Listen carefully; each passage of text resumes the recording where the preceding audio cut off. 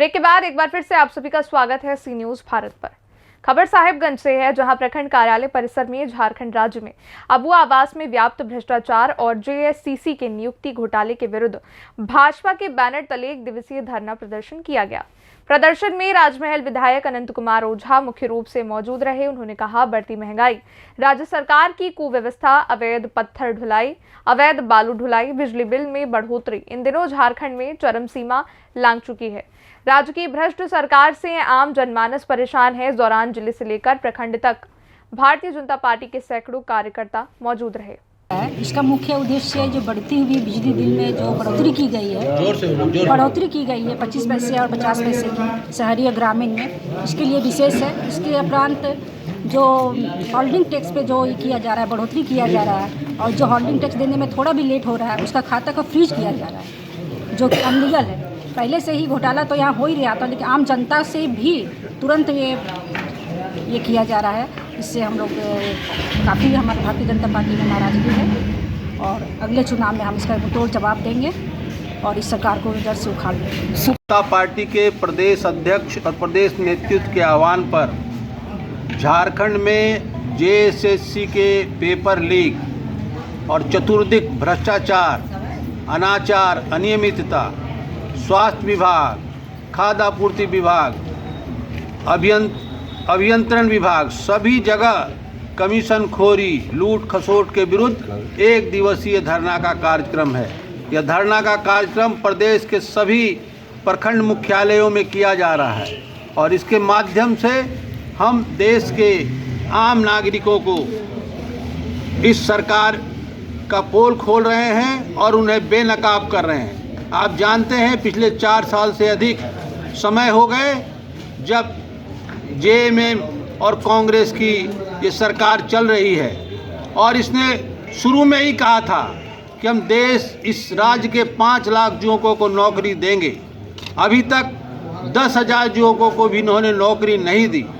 अभी पिछले महीने जेएसएससी की परीक्षा का पेपर इन लोगों ने सुनियोजित ढंग से लीक कराया और जब इसका भंडाफोड़ हुआ तो इसके अध्यक्ष नीरज सिन्हा जी ने इस्तीफा दिया और भाग खड़े हुए। इसी तरह हर प्रकार के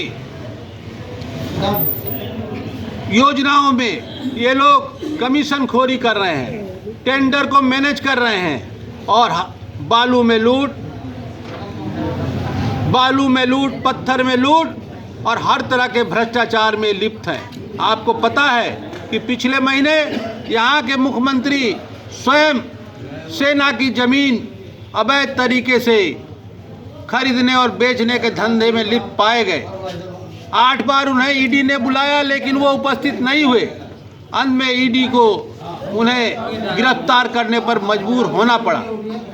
मैं 1974 से राजनीति में हूँ और आपको बताऊं कि 1980 में ही शिबू सोरेन ने झारखंड मुक्ति मोर्चा की स्थापना की थी और वो जो अपने स्थापना काल से ही 1000-2000 की राशि लेकर आंदोलन को बेचते थे, धरना प्रदर्शन करते थे।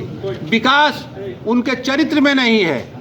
वो हमेशा अनैतिक राजनीति करते रहे हैं और विकास का कोई विजन भी जेएमएम और कांग्रेस की सरकार में नहीं है।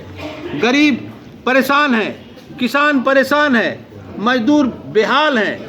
आज प्रदेश की 3.5 करोड़ जनता परेशान है और भारतीय जनता पार्टी जो देश और विश्व की सबसे बड़ी पार्टी है, उसका यह कर्तव्य है कि हम जनता के मुद्दों को लेकर, जनता की समस्याओं को लेकर सड़क पर आएं और हम आज सड़क पर निकले हैं और इसके बाद हम सड़क पर अपना जुलूस निकालेंगे, धरना करेंगे और व्यापक आंदोलन करेंगे और इस सरकार को उखाड़ कर फेंकेंगे और लूट खसोट की इस सरकार को हम नेस्त नाबूद करेंगे और इसे झारखंड से भगाएंगे। झारखंड मुक्ति मोर्चा लूट वाली पार्टी है, लूट की संस्कृति की पार्टी है, भ्रष्ट सरकार है। इसीलिए जनता से हम आह्वान करते हैं कि अगले अप्रैल महीने में होने वाले चुनाव में इस सरकार को, कांग्रेस हो या जेएमएम हो, किसी के कैंडिडेट को नहीं जीतने दे और नरेंद्र मोदी जी के नेतृत्व में भारत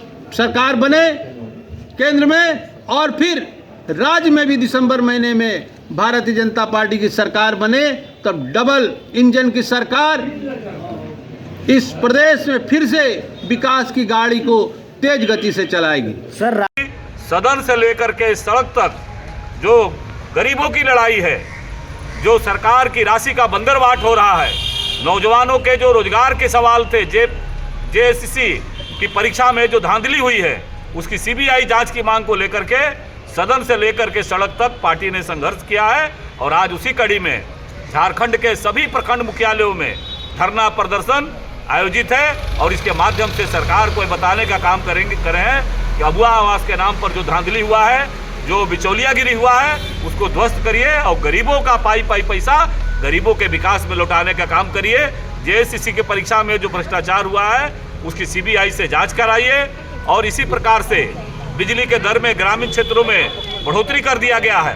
अब गांव में एक तरफ गांव गरीब, मजदूर, किसान, नौजवान, आदिवासी, दलित, पिछड़ा बहुल्य झारखंड में, और गांव के लोगों का बिजली दर बढ़ा दिया सरकार ने। तो ऐसे सारे सवाल को लेकर के भारतीय जनता पार्टी सदन के अंदर जहां हम लोगों ने आवाज उठाने का काम किया और आज सड़क पर आकर के लोगों की, झारखंड वासियों की जो आवाज है। साहिबगंज से सी न्यूज संवाददाता संतोष की रिपोर्ट। इस रिपोर्ट में बस इतना ही। वक्त हो चुका है छोटे से ब्रेक का। ब्रेक के बाद एक बार फिर से हाजिर होंगे तमाम बड़ी खबरों को लेकर।